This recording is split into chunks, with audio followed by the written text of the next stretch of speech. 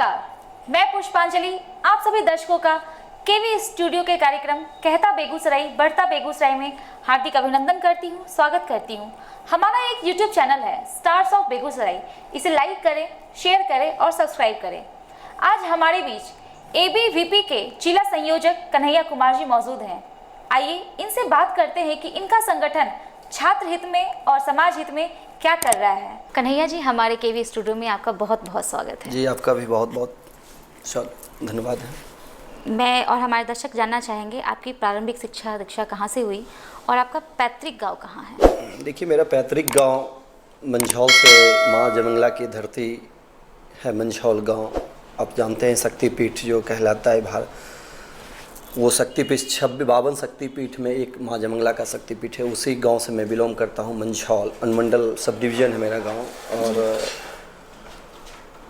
वही मेरा गांव है और उस गांव से हम बिलोंग करते हैं। और मेरा कुछ ज़्यादा ये नहीं, मैं किसान घर परिवार से बिलोंग करता हूं और शिक्षा वहीं से मेरा प्रारंभिक शिक्षा वहीं से स्टार्ट हुई।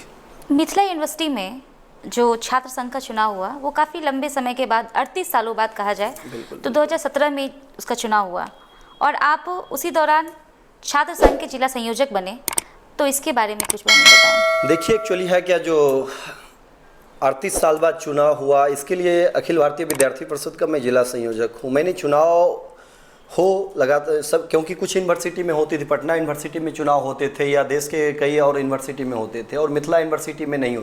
तो यूनिवर्सिटी में जब चुनाव नहीं होते थे, छात्र संघ जब तक स्वयं एक पदाधिकारी के रूप में अपने आप में महसूस नहीं करता था, तो संगठन से हम लोग लड़ाई करते थे और कुछ हासिल होता था, कुछ नहीं हासिल होता था। तो जब ये मिथिला यूनिवर्सिटी में चुनाव हुआ, आपको पता होना चाहिए, जो 38 साल पहले जो लालू यादव, जो अभी बिहार के कई मुख्यमंत्री रहे, उनके परिवार से खुद वो मुख्यमंत्री रहे, कई ऐसे नेता जो छात्र संघ से निकल के गए थे। उसके बाद उन्होंने अब वो चुनाव बंद किए थे उस समय, या जो भी चुनाव बंद किए उतना नहीं पता है, मगर चुनाव बंद हो गया था। फिर 38 साल बाद चुनाव स्टार्ट हुआ था। जब आप देखें, JNU प्रकरण जब स्टार्ट हुआ था दिल्ली के अंदर, उसके बाद वहाँ से इसी जिला के हैं, अब मैं नाम नहीं लेना चाहूँगा, वो भी चुनाव जीत के आए थे। उसके बाद यहाँ भी छात्र संघ का चुनाव स्टार्ट हो गया था और छात्र संघ का चुनाव स्टार्ट हुआ था तो अखिल भारतीय विद्यार्थी परिषद जीत के साथ आए थे। और जैसे आप कॉलेज, यहाँ क्या होता है, कॉलेज का अलग चुनाव होता है पैनल का, और उसके बाद यूनिवर्सिटी पैनल का अलग होता है। तो मैं यूनिवर्सिटी में कोई विपक्ष नाम का कोई चीज़ नहीं रहा था, क्योंकि ABVP के अगेंस्ट करीब तक 10-12 संगठन चुनाव लड़ रहे थे, जो एक साथ होके एक साथ बिल्कुल एक कदम मिला के चुनाव लड़ रहे थे, मगर ABVP अकेला चुनाव लड़ रहा था। तो ABVP का एक सिद्धांत है, उस सिद्धांत के साथ हम लोग चुनाव लड़े और छात्र युवा नौजवान सपोर्ट किया ABVP को, और विश्व स्तर की छात्र संगठन जीत के आई और आगे भी जीतते रहे। कन्हैया जी, जिस समय छात्रों के पढ़ने का समय होता है, चाहते हैं कि अच्छा पढ़े और अच्छा करें, और उस समय आप छात्र राजनीति में आए, तो इसके बारे में हमें कुछ बताएं। देखिए, होता क्या, जो छात्र का पढ़ने का समय हो, या कोई किसान परिवार से बिलोंग करते हो, या कोई एजुकेशन परिवार से बिलोंग करता है जी, कहीं ना कहीं आप छात्र पढ़ाई तभी कर सकते हैं जब आप बिल्कुल स्वतंत्र होकर, जब आप घर से मजबूत रहेंगे। आप एक किसान परिवार से बिलोंग करेंगे तो आपको काफ़ी कठिनाइयों का सामना करना पड़ता है एजुकेशन के दौर में। जी बिल्कुल। तो जिस समय मैं पढ़ाई कर रहा था, उसमें मैं किसान परिवार से बिलोंग करता हूँ, मेरे पिताजी अकेले हैं, मैं भी अकेला भाई हूँ, तो थोड़ा उस समय स्ट्रगल कर रहा था। तो पढ़ाई करने वक्त काफ़ी कठिनाइयाँ आ रही थी, फिर भी उस कठिनाइयों को झेलते हुए, क्योंकि कॉलेज जाते थे, एजुकेशन में पैसे उतने नहीं थे, तो छात्र संघ, विश्व स्तर के छात्र संघ के अगर अकॉर्डिंग आप काम करते हैं, अपनी आवाज़ को बुलंद करते हैं और छात्र की समस्याओं को जानते हैं, आगे आने वाले दिनों में क्या समस्या होने वाले, कॉलेज कैंपस में क्या कुछ नया चीज़ होने वाला है, तो छात्र संघ में जुड़ने के बाद आपको सारी चीज़ मालूम होती है जी, और आप उसको बेहतर तरीके से फॉलो कर सकते हैं। अगर छात्र संघ विश्व स्तर के छात्र संगठन के साथ जुड़े रहेंगे, आप किसी भी क्षेत्र में अच्छे काम कर सकते हैं। तो मैंने 2007 में, जिस समय मैं 10th पास किया था, उस समय मैं अखिल भारतीय विद्यार्थी परिषद का एक कार्यकर्ता के रूप में ज्वाइन किया था। फिर मैं कॉलेज मंत्री बना, फिर कॉलेज अध्यक्ष बना, फिर नगर सह मंत्री बना, नगर मंत्री बना, फिर प्रदेश टीम में काम किए, फिर बाद में जिला संयोजक, जब छात्र संघ चुना हुआ जिला संयोजक बना। तो मुझे आत्मबल जो होता है एक छात्र और छात्राओं का, मैं समझता हूँ मैं एक छात्र होने के नाते मेरा आत्मबल जब इस एबीवीपी संगठन से जुड़े तो काफ़ी बढ़ गया, काफ़ी ऊपर लेवल। पढ़ाई में भी काफ़ी मेरा मनोबल बढ़ा और छात्र संघ जुड़ने के बाद मुझे सहयोग मिलता रहा बराबर। तो ये सहयोग को मैं याद किया और सहयोग के बल पे मैं आज जो भी हूँ उसमें एबीवीपी संगठन का भी और मेरे गुरुजन का भी बहुत बड़ा योगदान और मेरे सबसे ज़्यादा मेरे परिवार का बहुत बड़ा योगदान रहा। तभी मैं आज आप लोगों के बीच हूँ और इस संगठन के बारे में कुछ कहने के लिए बैठा हूँ। जी, जब आप जिला संयोजक बने छात्र संघ के जी, तो छात्रों के हित में आपने क्या क्या कार्य किए? देखिए छात्रों के हित में देखिए विद्यार्थी परिषद का क्या है, मूल मंत्र है ज्ञानशील एकता।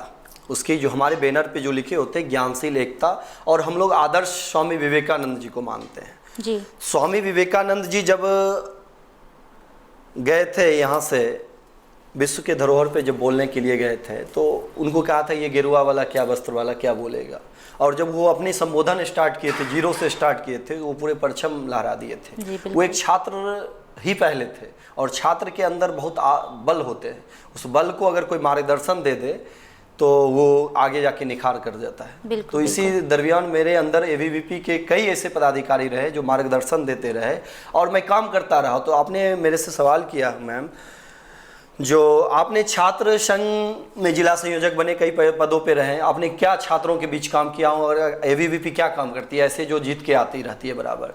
देखिए अखिल भारतीय विद्यार्थी परिषद अपने स्थापना काल में समाज हित, विकास हित, छात्र हित एवं शैक्षणिक के वैसे मुद्दे जिसमें पूरे जंग लगा हुआ है, उस जंग को छुड़ाने का काम विद्यार्थी परिषद करती है। और छुड़ा के आप देख सकते हैं जीडी कॉलेज आपके बगल में इस बार एबीवीपी के पूरे पैनल जीत के आए हैं जी, और आप देख सकते हैं इस बार एबीवीपी के पैनल जो आप देख सकते हैं फिलहाल में हमारे जीडी कॉलेज छात्र संघ अध्यक्ष जो आपके डिबेट में कभी स्टूडियो भी आए हैं, अच्छा लगा उनका सुन के भी।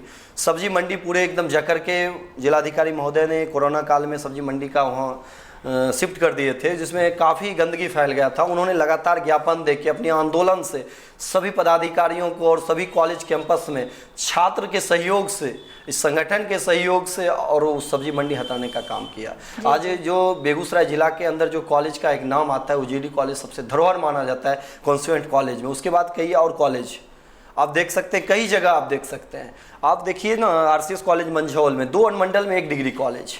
समस्याएं तो छात्र के पास है ही, समस्याएं अगर आप मान लीजिए जो अगर क्लास करने आए वहाँ से छौराही मान लीजिए 50 किलोमीटर पड़ता है मंझौल से भी, अगर 50 किलोमीटर से कोई छात्र अगर आरसीएस कॉलेज मंझौल पढ़ने आए या जीडी कॉलेज पढ़ने आए तो हमको लगता है उसका किडनी जो होता है, जो मेन पार्ट होता है शरीर, वो भी बेच देगा, फिर भी पढ़ाई नहीं पूरा हो पाएगा। तो सरकार से मैं आह्वान करता आया हूँ, बलिया के मेरे कार्यकर्ता आह्वान करते, उन्होंने आंदोलन किया और डिग्री कॉलेज की घोषणा नीतीश कुमार ने पिछले 2017 छात्र संघ के चुनाव के ही आसपास उन्होंने डिग्री कॉलेज की घोषणा की।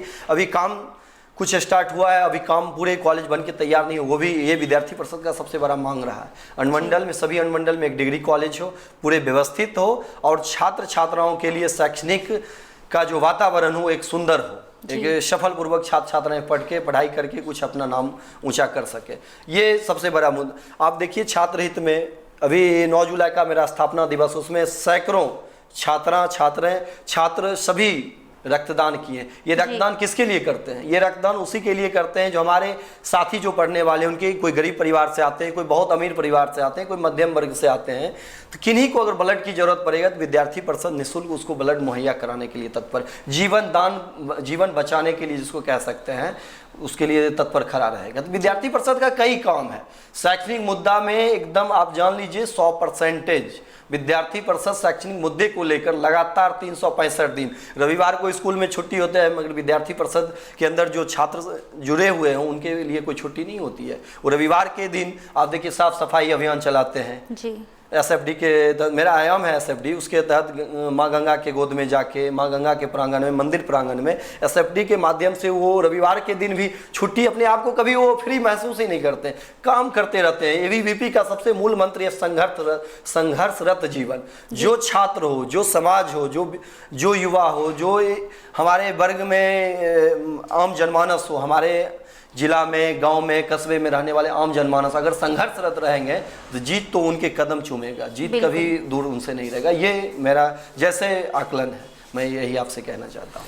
बिल्कुल कन्हैया जी, आपने बिल्कुल सही कहा और ये बहुत ही सराहनीय कार्य है एबीवीपी का। अक्सर अक्सर देखा गया है कि महाविद्यालयों में छात्र छात्राओं की उपस्थिति बिल्कुल नगण्य रहती, बिल्कुल ना के बराबर रहती है। तो एक छात्र संयोजक होने के नाते, जिला संयोजक होने के नाते आपका क्या दृष्टिकोण है? देखिए, ये नगण्य होने का बहुत बड़ा कारण है, नगण्य होने का बहुत बड़ा कारण है। मैंने कई बार गवर्नर से ज्ञापन के माध्यम से, वीसी से मिलके मैंने आह्वान किया हूँ, विद्यार्थी परिषद कार्यकर्ता होने के नाते आह्वान किया हूँ। आप एक जो 5 प्रोफेसर किसी कॉलेज, कॉन्स्टिट्यूएंट कॉलेज में 5 भी, कई कॉलेज में 5 भी नहीं है प्रोफेसर, कई जगह जीडी कॉलेज में वही 20 बचे हुए थे सारे, जबकि वहाँ रहना चाहिए कम से कम सैकड़ों की संख्या में टीचर होनी चाहिए, मगर वहाँ 5 की संख्या में बचते हैं, 10 की संख्या में। तो मैं कई बार आह्वान किया हूँ, एक सोशल मीडिया के माध्यम से ज्ञापन देके गवर्नर को, वीसी साहब को। तो मैं उनसे यही मांग किया हूँ, जो आप एक प्रोफेसर साहब को 2 लाख अगर सैलरी देखते हैं, हमारे बीच कई नौजवान युवा पीएचडी, नेट वेट सब कुछ करके बैठे हुए हैं, उनको कहीं स्ट्रेंथ नहीं मिल रहा है जो हम कहाँ अपनी निखार कर पाएँ। तो आप गेस्ट टीचर का जब बहाल कर सकते हैं तो गेस्ट प्रोफेसर का क्यों नहीं बहाल कीजिएगा? तो आप देखते हैं अभी फिलहाल में 2 साल के अंदर गेस्ट प्रोफेसर का कई सब्जेक्ट, कई फैकल्टी में बहाल किया गया है, कई अभी भी पूरा नहीं हुआ है, कुछ बहाल किया गया है, उसका रिजल्ट बिल्कुल बेहतर आ रहा है।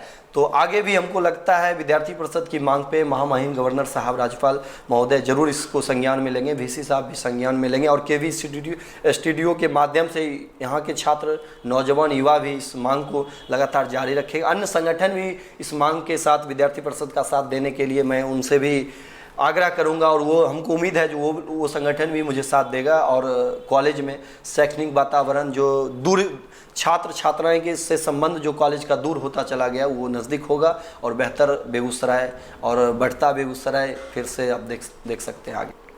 कन्हैया जी, आपने बातों बातों में एसएफडी का जिक्र किया, तो मैं जानना चाहूँगी कि ये एसएफडी है क्या? देखिए, एसएफडी हमारा एक आयाम है, विद्यार्थी परिषद का ही एक आयाम है। एसएफडी जैसे सोशल मीडिया प्रभारी बनाते हैं, मीडिया प्रभारी बनाते हैं, नगर शाह मंत्री बनाते हैं नगर टीम को देखने के लिए, नगर मंत्री बनवाते हैं, कॉलेज मंत्री बनाते हैं, तो यही इसी तरह मेरा एक आयाम है एसएफडी। एसएफडी के भी प्रमुख हमारे होते हैं, जिला में प्रमुख होते हैं, उसके और कई उस इकाई में कई कार्यकर्ता होते हैं जिनका काम है समाज में जहाँ गंदगी है, जहाँ दूषित है, उसको एक कार्यक्रम चला के, एक जागरूकता अभियान चला के साफ सफाई रखना, आम जनमानस से अपील करना। गंगा है, गंगा के किनारे अब देखिए काफ़ी गंदगी फैली होती है, अब तो इससे अवगत है। मंदिर है, मंदिर जब अभी लॉकडाउन में बंद, प्रांगण कभी काफ़ी दिनों तक बंद पड़ा रहा, तो गंदगी से पूरा दूषित हो गया वहाँ का माहौल। तो गंदगी को साफ करना विद्यार्थी परिषद अपने एक एसएफडी आयाम के माध्यम से समाज को जागरूक करता है और नौजवान को जागरूक करता है। फिर वो एसएफडी पर जो हमारा आयाम है, वो एसएफडी आयाम एक बहुत बड़ा विशाल इस भारत के अंदर अपना एक स्थान कायम किया है। यही मेरा एक एसएफडी प्रमुख है, उसका पूरे विवरण है। आप एसएफडी आप नेट पे भी खोल सकते हैं, सोशल मीडिया, एसएफडी क्या आयाम है, क्या करता है। आप भी बताइए, कहीं गंदगी है कॉलेज कैंपस में, कहीं स्कूल में, तो उसको हम लोग उनके साथ मिल के, मेरा भी फ़र्ज बनता है, आपका भी फ़र्ज बनता है अपने समाज की गंदगी को साफ करना, तो वही एसएफडी मेरा करता है। जैसे शिक्षा की बातों को उठाते हैं, उसी तरह एसएफडी अपनी गंदगी को, बातों को लेकर नगर निगम हो, नगर परिषद हो या सरकार से मांग करना हो, ये सारी बात उठाते रहते हैं। जी कन्हैया जी, देखा गया है कि एनसीसी हर कॉलेज में नहीं है, जो होना चाहिए, जो कि छात्र हित के लिए काफ़ी ज़रूरी है, तो इस बारे में आप क्या कहेंगे? देखिए, विद्यार्थी परिषद एनसीसी के लिए खास करके कॉन्स्टिट्यूएंट कॉलेज में, क्योंकि विद्यार्थी की, छात्र छात्राओं की पहली ललक होती है जो एनसीसी में, हम इस कॉलेज में एडमिशन ले जहाँ एनसीसी हो, तो संभव नहीं है सबका होना, क्योंकि जीडी कॉलेज में है, कोऑपरेटिव कॉलेज में, टीआई कॉलेज में है, तो ऐसे कई 2-3 और हैं कॉलेज है या +2 हाई स्कूल है जहाँ एनसीसी है, मगर इससे पूरा छात्र छात्राओं का जो संख्या है वो कहीं से, मतलब 100% में 10% उस संख्या बल में आते हैं छात्र उस एनसीसी कोटे में। तो आज के समय में बढ़ता बेगूसराय, बढ़ता बिहार आप कह रहे हैं, तो वातावरण जो हो गया है, जो छात्र दस्तक दे रहे हैं डिफेंस विभाग में, क्योंकि सरहद पे भी कई हमारे पड़ोसी देश पर मुल्क जो हैं, हमारे पड़ोसी मुल्क जो काफ़ी हमारे साथ दुर्व्यवहार करना पसंद कर रहे हैं। हम लोग अमन चैन की बात करते हैं, वो दुर्भार हमारे साथ कर रहे हैं, दुर्व्यवहार। तो एनसीसी सेल्फ डिफेंस होता है। फर्स्ट स्टेज में आपको 60-70% ट्रेनिंग किए जाते हैं, उसके ट्रेनर होते हैं एनसीसी के, तो ट्रेन करते हैं स्टूडेंट को। आप देखते हैं 15 अगस्त में, 26 जनवरी में या वैसे कुछ कार्यक्रम में एनसीसी के छात्र छात्राएं भाग लेते हैं तो काफ़ी सुंदर दिखने में लगते हैं, लगता है कोई डिफेंस विभाग का फोर्स है, ऐसा दिखने में लगता है। मनोबल भी उससे स्टूडेंट का बढ़ता है और उसमें कई तरह के छूट भी मिलते हैं सर्विस में जी, खास करके डिफेंस विभाग में तो और बढ़ चढ़ के छूट मिलते हैं। तो छात्र जीवन चाहता है जो मैं मेहनत करूं, छात्र नीचे क्लास से ही मेहनत करूं, 10th से ही, इंटर से ही मेहनत करूं ताकि हम आगे नौकरी पा सकें। तो डिफेंस विभाग में आजकल आप देखिए परसेंटेज निकालिए, अब बड़े पद के लिए युवा नहीं चाहते, वो डिफेंस विभाग में जाना चाहते हैं और देश की सेवा करना चाहते हैं, क्योंकि सरकार भी उनकी मनोबल के साथ खड़ा दिन रात है।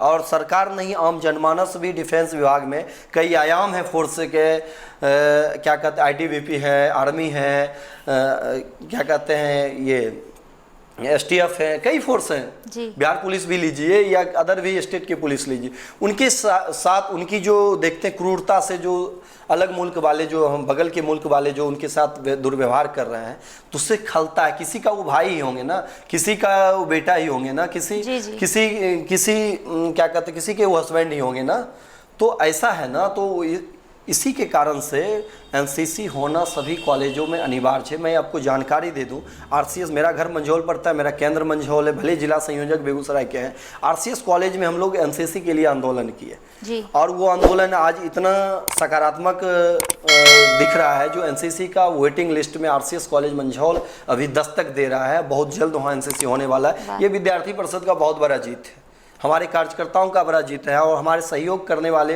वैसे गुरुजनों का भी जीत है, उस इलाके के सभी लोगों की जीत है। कि मंडल में एक कॉलेज है और जीडी कॉलेज में भी है, यहाँ भी पांडे सर उसके मैनेजमेंट उनके अंदर होते हैं।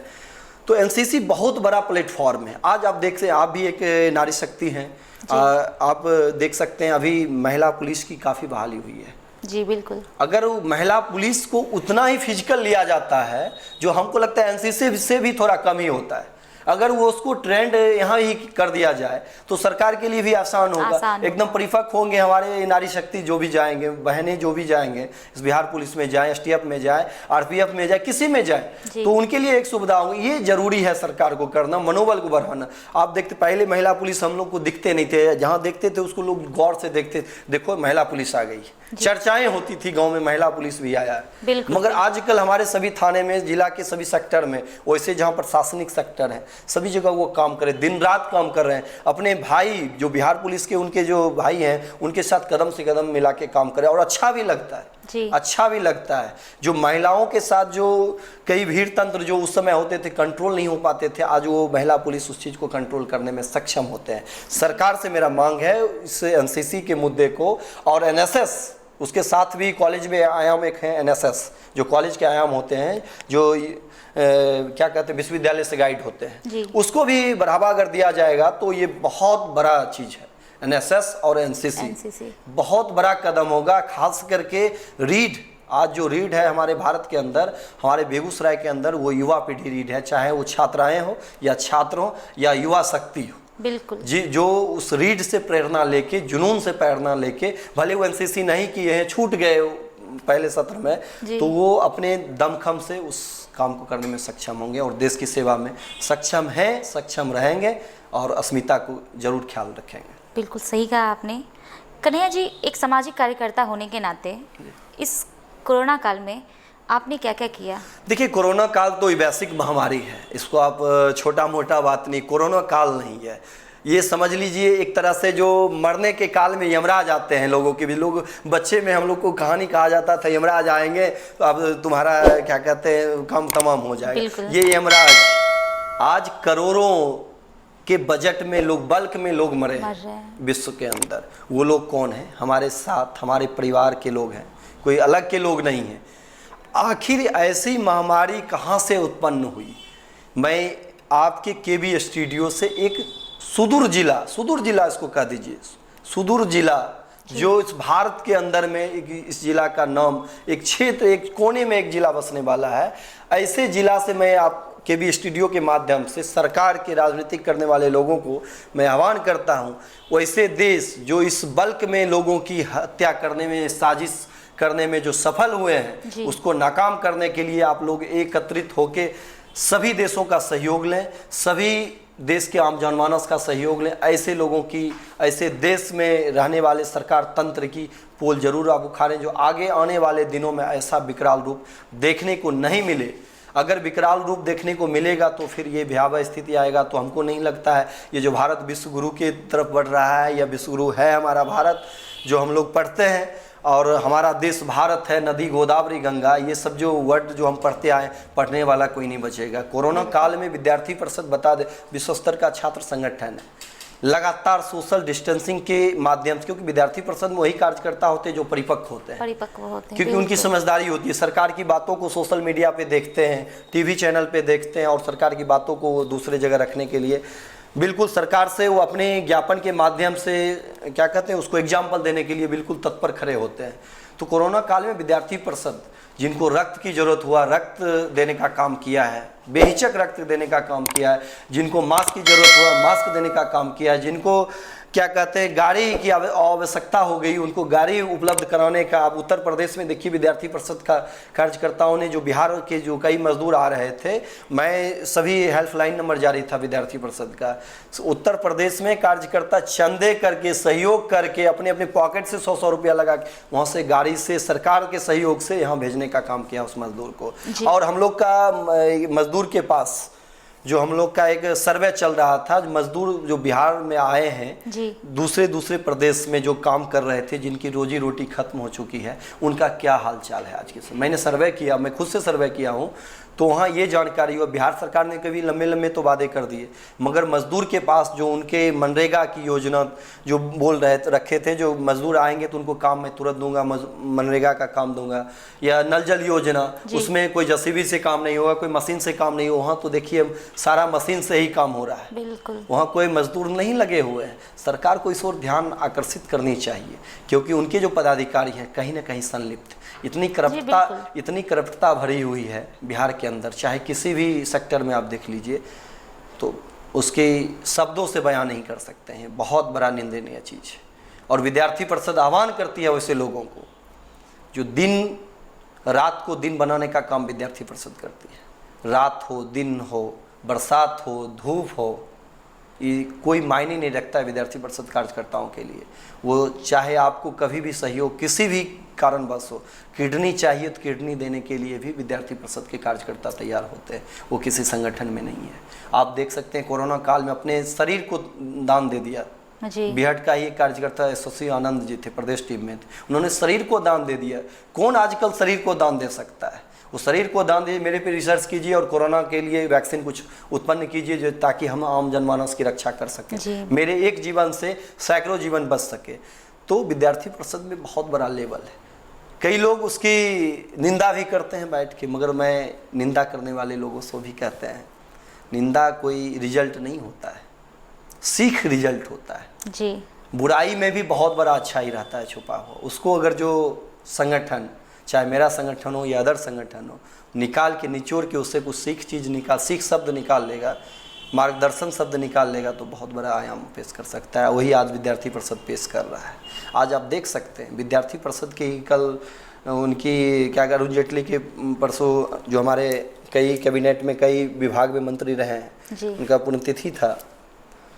वो दिल्ली विश्वविद्यालय के विद्यार्थी परिषद के पैनल से ही छात्र संघ अध्यक्ष थे। मुझे आश्चर्य हुआ, मैंने पढ़ा उनकी जीवनी को, बहुत बड़ा उनके अंदर राज छुपा हुआ था। विद्यार्थी परिषद प्लेटफॉर्म जो एक ऐसा है जो भारत के किसी भी कोने में विद्यार्थी परिषद के कार्यकर्ताओं के एक अजनबी की तरह छोड़ देगा ना, तो उसको कहीं ये नहीं लगेगा मैं नया जगह आया, उसके लिए वो पुराना जगह ही रहेगा। तो पुराना जगह किसी के लिए भी बेटर होता है। जैसे आज के भी स्टूडियो में मैं सोशल मीडिया के माध्यम से कई अहम मुद्दे की बात की कई ऐसे शास्त्र की बात करने वाले लोग, समाज की बात करने वाले लोग, विकास की बात करने वाले लोग, कई राजनीतिक की लोग, सभी लोगों का मैं सुनता हूँ, फॉलो करता हूँ मैं जी। और उसी में से मैं भी एक हूँ। तो केबी स्टूडियो जैसा भी डॉक्टर रोशन सर से बन पाया इस कोरोना काल में, उन्होंने इसको अपने एक प्लेटफॉर्म की तरह तैयार किया। और आप लोगों के सहयोग से, उनके जो आप लोग सहयोगी हैं, सबसे बड़ा आप लोग धन्यवाद के पात्र हैं जो उनके कदम से कदम मिला के इस बड़े आयाम को एक दूर तक पहुंचा रहे हैं। मैं बेगूसराय ज़िला में ऐसे डॉक्टर जो एक भगवान के रूप माने जाते हैं और उनके सहयोगी तो बहुत बड़ा और रूप होता है जी। मैं उनका बहुत बहुत धन्यवाद कहना चाहूँगा। और मुझे भी यहाँ आके आज काफ़ी गौरवान्वित महसूस कर रहा हूँ। जो विद्यार्थी परिषद के इतने मुद्दे हैं जो हमको लगता है जो साल के 365 दिन में भी पूरे हम नहीं बोल पाएंगे, जो भी बोले बस लगता है मैं कुछ बोल इस शब्द को रखा और मेरे कार्यकर्ता भी सुन रहे होंगे आपके केवी स्टूडियो के माध्यम से, या अन्य छात्र जो नहीं भी जुड़े हैं वो भी सुन रहे होंगे। तो विश्व स्तर के छात्र संगठन से जुड़े, केवी स्टूडियो में भी अपनी बातों को रखें आके, और किसी भी एजुकेशन हो या समाज के किसी भी रास्ते में कोई अवरोध आ रहा है तो विद्यार्थी परिषद के कार्यकर्ताओं को आप ज़रूर जानकारी दें। आपके तत्पर सहयोग में हम लोग 24 घंटे दिन रात खड़े रहेंगे और कहीं ना कहीं आपको कुछ रिजल्ट दे के रहेंगे।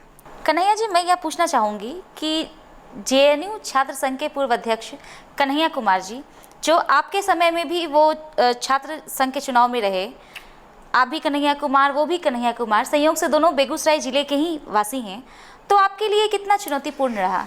देखिए, कहने के लिए बेगूसराय ज़िले के वासी हैं, मगर बेगूसराय ज़िला के आम छात्र जो बिल्कुल किसी भी संगठन से नहीं जुड़े हैं, वो इसी कन्हैया कुमार को लाइटली किए, तभी तो मैं जीत के आया, मिथिला यूनिवर्सिटी के अंदर अपना परचम लहराया जी। तो कन्हैया कुमार जेएनयू से जीते या यूरोप में जाके जीत जाए, जीत उसी को कहा जाता है जो एक गांव कस्बे में, एक सुदूर गांव के कॉलेज कैंपस में अपनी बात को बुलंद करके उस छात्रों की आवाज़ को सुन के, उसके छात्रों के सहयोग करके जी।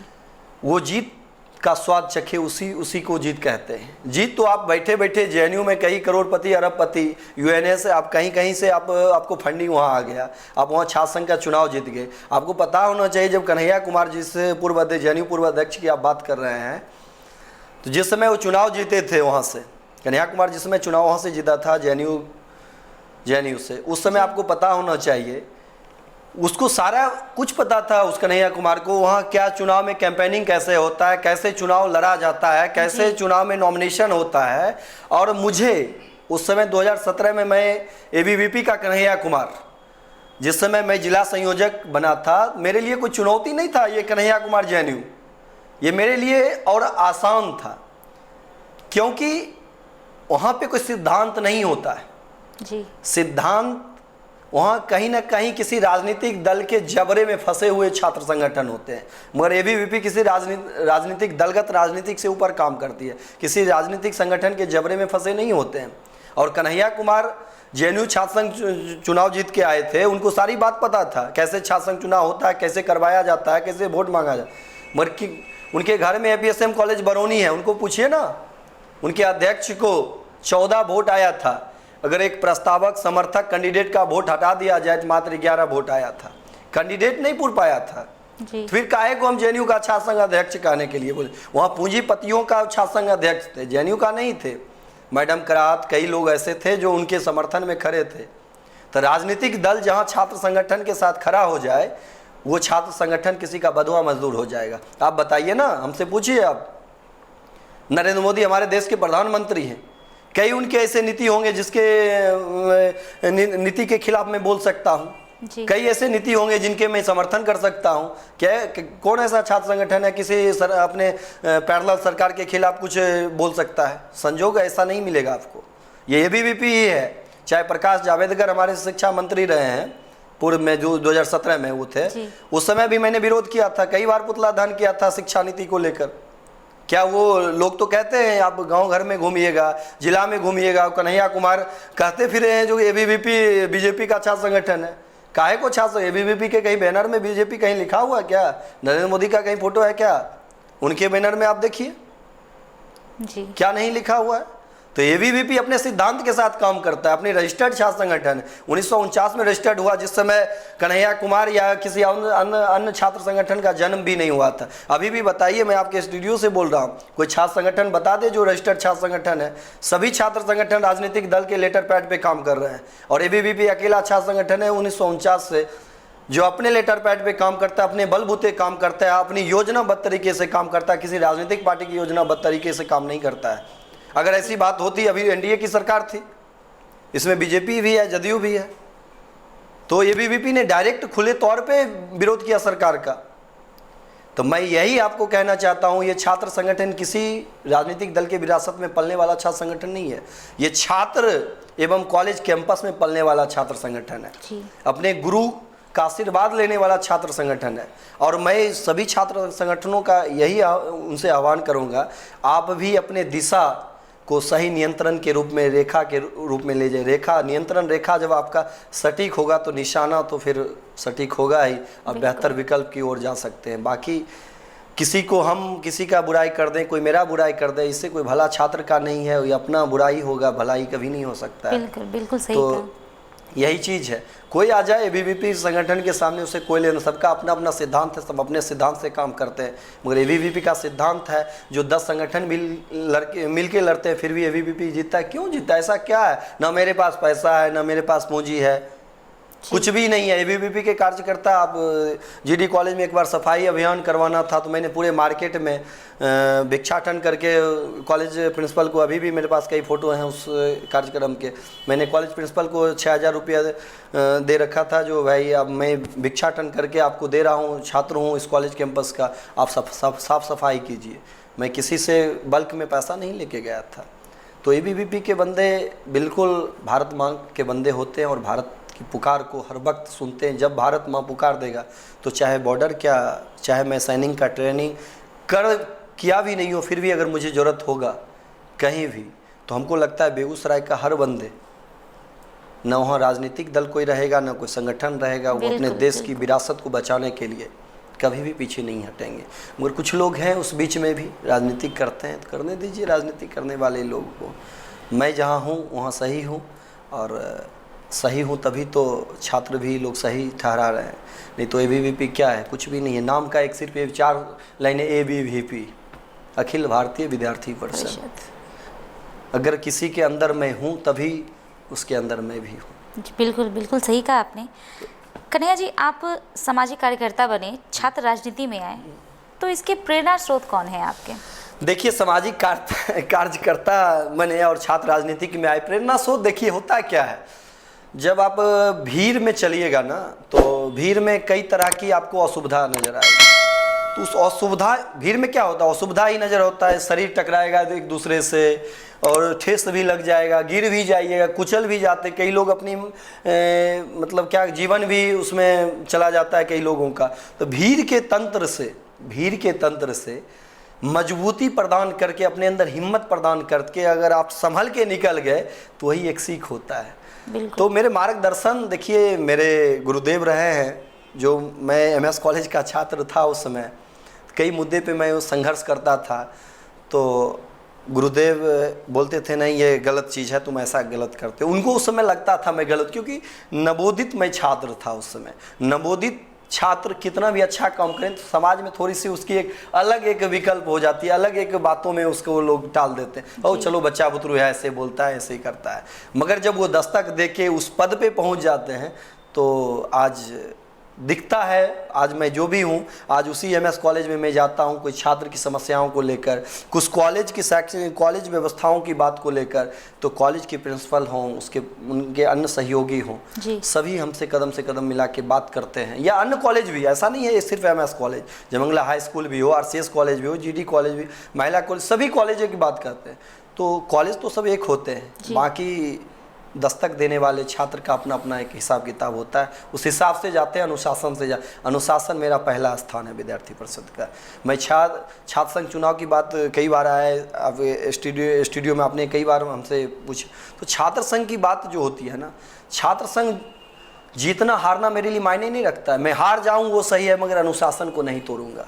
बिल्कुल, जीत तो हमें पता है, जीत तो उसी को मिलता है जो अपने सच्चाई के पराकाष्ठा पे कदम से कदम मिला के चलता रहेगा, छात्रों की बात करता रहेगा, उसको जीत तो मिलेगा ही। उसमें कौन सी बात है? वोट देने वक्त कौन देखता है जाके? बिल्कुल। आज अगर हम जिला संयोजक हैं, अगर तीसरा बार लगातार हैं इस क्या कहते हैं एबीवीपी के जिला संयोजक, मुझे जैसी जानकारी एबीवीपी में 2 बार जिला संयोजक होते, 3 बार नहीं के बराबर, रेयर केस में ही होते, हमको तो नहीं पता है कोई 3 बार, मगर अगर हुए हैं तो मुझे भी पता है कुछ अच्छा काम किए तभी हुए हैं।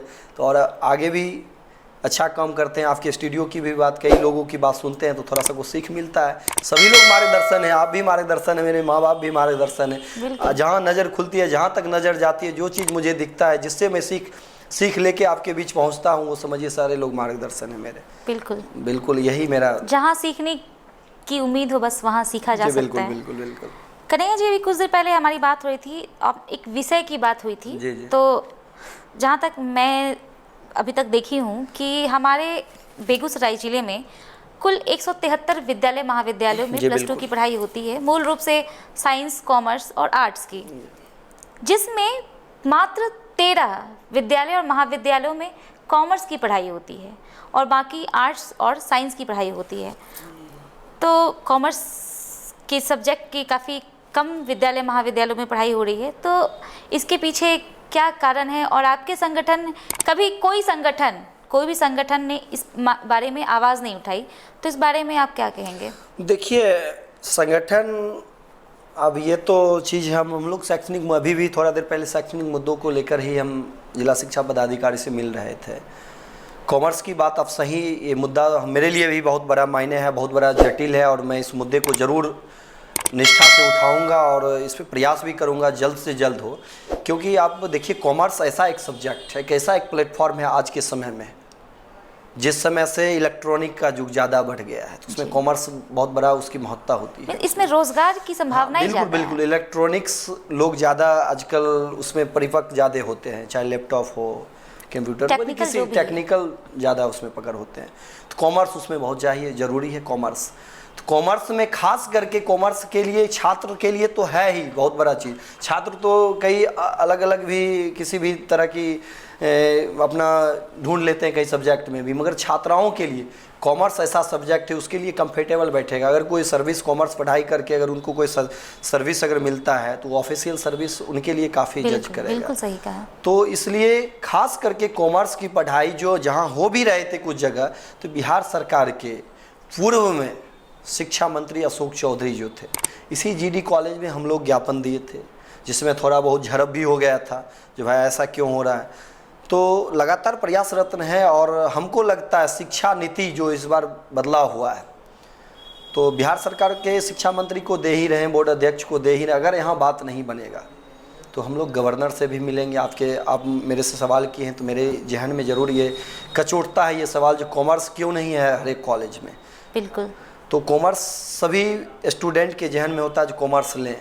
कॉमर्स एक ऐसा सब्जेक्ट है जो बहुत, उसके कम शब्दों में बयां कर सकते हैं आज के समय में।